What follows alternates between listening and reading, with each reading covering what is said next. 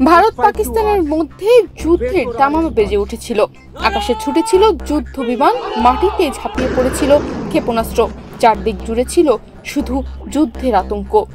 কিন্তু এই আতঙ্কের মাঝেই এক অবিশ্বাস্য ঘোষণা দিলেন মার্কিন প্রেসিডেন্ট ডোনাল্ড ট্রাম্প। ভারত ও পাকিস্তান নাকি সম্মত হয়েছে পূর্ণ ও তাৎক্ষণিক যুদ্ধবিরতিতে। কিভাবে সম্ভব হলো এই নাটকীয় মোড়? কে চাপে ফেললো কাকে? আর এর পেছনে কি চীন, আমেরিকা বা তুরস্কের হাত আছে?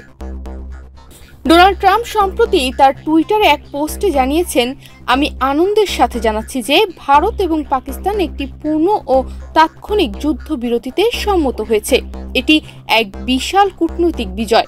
এই ঘোষণার সঙ্গে সঙ্গে বিশ্বজুড়ে আলোচনার ঝড় ওঠে। ভারত কিংবা পাকিস্তান থেকে এখনো আনুষ্ঠানিক ঘোষণা না আসলেও এটি নিয়ে বড় বড় গণমাধ্যমগুলো ব্যাপক কভারেজ দিচ্ছে। গত কয়েক সপ্তাহ ধরে ভারত পাকিস্তান সীমান্ত উত্তপ্ত হয়ে আছে। ভারত চালিয়েছে অপারেশন সিঁদুর। পাল্টা জবাবে পাকিস্তান ছুড়েছে ফাতা ও জে-10 যুদ্ধবিমান দিয়ে হামলা। ভারতীয় S-400 ধ্বংসের দাবি, ব্রহ্মস ক্ষেপণাস্ত্র মজুতাকারে হামলা, ইবার অ্যাটাক, ড্রোন ভূপাতিত করা, সব মিলিয়ে যুদ্ধ যেন ছিল অনিবার্য।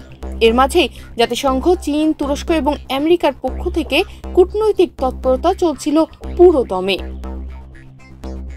তবে ট্রাম্প এই ঘোষণার পেছনে কিভাবে এলেন? বিশ্লেষকরা বলছেন, চীন, তুরস্ক ও আমেরিকা তিনটি দেশই চায় না এই যুদ্ধ আরও বিস্তৃত হোক। বিশেষ করে আমেরিকা চায় মধ্যপ্রাচ্যে স্থিতিশীলতা থাকুক, আর ট্রাম্প নিজের কূটনৈতিক ইমেজ ফিরিয়ে আনতে এই ঘোষণার সুযোগটি কাজে লাগিয়েছেন।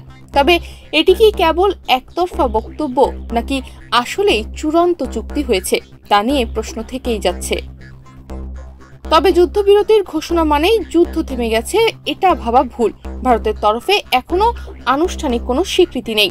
পাকিস্তানও সতর্ক মন্তব্য করছে। উল্টো দুই দেশের সীমান্তে স্পোরাডিক শেলিং এখনো চলছে বলে দাবি করছে স্থানীয় গণমাধ্যমগুলো। বিশেষজ্ঞদের মতে এই যুদ্ধবিরতি সফল করতে হলে উভয় পক্ষকে আন্তর্জাতিক পর্যবেক্ষণের অধীনে আনতে হবে। তনিমা রহমান, বাংলাদেশ প্রতিদিন।